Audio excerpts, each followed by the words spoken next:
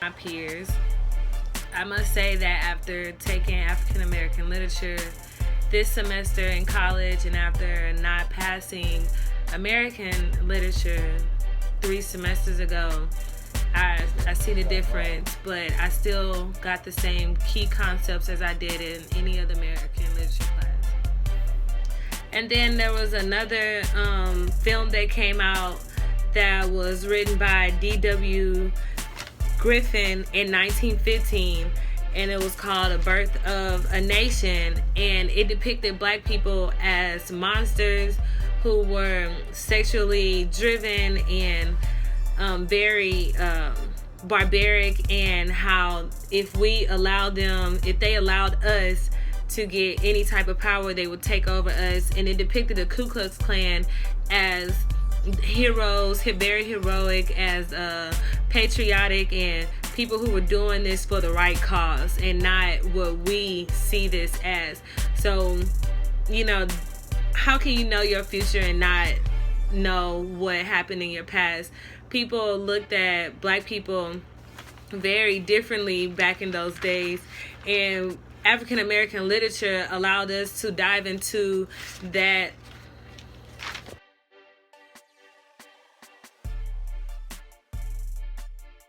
Black Power or Black Arts Movement was and is still deemed the single most controversial movement in the history of African American literature and American literature altogether as a whole, serving as an inspiration to black people to aid them in establishing their own publishing houses, magazines, journals, and art institutions, and other things of that nature that inspire people to be of our color, of any color, to be creative and let them know that their voice can be heard.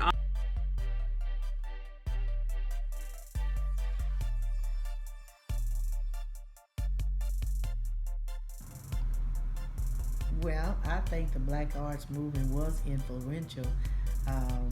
With the music that they were playing back then, as far as I can remember, I know one thing.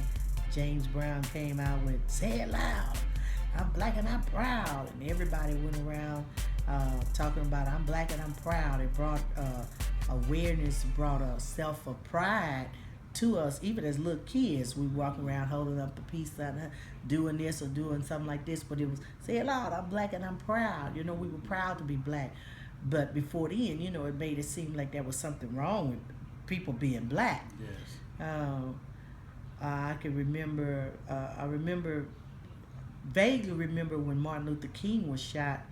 I was in the 4th grade, and it was almost like the whole classroom, the whole world just kind of stopped at that particular time for the assassination of Martin Luther King. Well, I think that what sparked the black movement was oppression, I believe, and low wages and the type of jobs that we had to do, that our parents had to do. They do menial jobs, like cleaning house and maid work, and we worked in the bathrooms, in the restaurants and back in the back parts. And I think that actually sparked the movement, the equal rights movement. And black people were just looked at as less than a person, even a black man. And it took away a lot of pride from the black man, I believe, and that's what kind of sparked the movement. I mean, they felt like that they were somebody, and they wanted to be seen.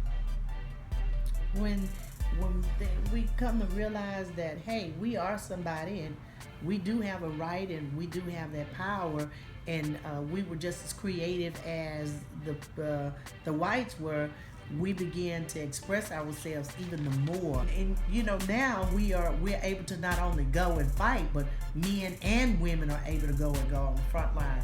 So the Black Arts Movement was an awakening and a coming out for a lot of cultures. I remember as a little girl, I grew up in 3rd Ward. I'm a native Houstonian, and I grew up in 3rd Ward, closer to Blodgett and Sears, Blodgett in Maine.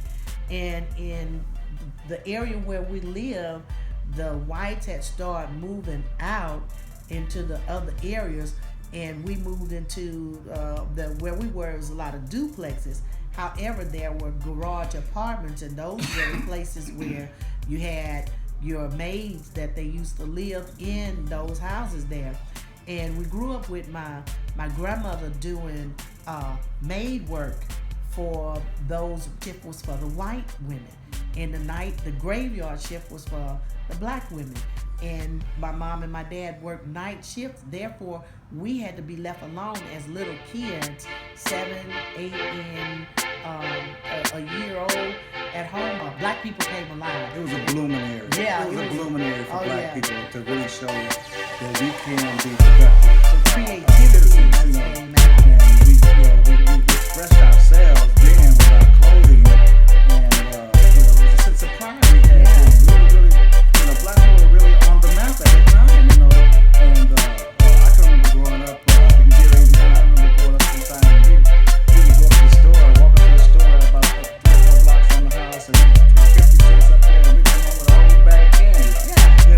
Nowadays you can't hardly buy nothing for 50 cents. I look back at the time, the music era was real. The music meant something back then. It said something. It had a real passionate, deep message in it. The music, and as we were growing up, it was. We look back and we had good times there. We had some real good times there. Look, man, the 1970s, the 70s was the era. You had Claudine coming out on the movies. You had Superfly, Cleopatra Jones. You had black actors coming out the Yang Gang. Yes. Then you had the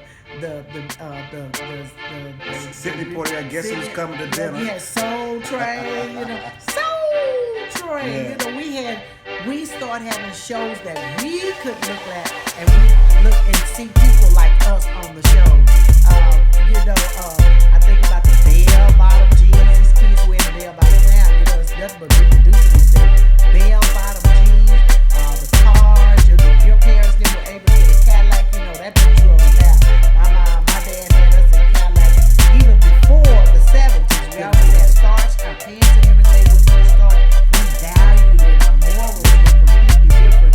The songs that they made you proud of who you were, and then it made you look at the situations and things that were going on in the world and try to do something about it. Try to be a part of the solution and not a part of the problem. So I don't take it. I feel as though the best teachers for the contemporary Black Lives Movement that we're seeing in our era, as me being a 25-year-old college student, is my parents. And I know that's not really in the text, but the best teachers are the people at home that have come from, where my parents have come from. They've instilled all type of values within us. And they could be a good teacher if taught the right way. And it could make a lot of difference, a big difference, honestly, in the way that this next generation will behave. This class, those texts, those writings, all these authors, and I feel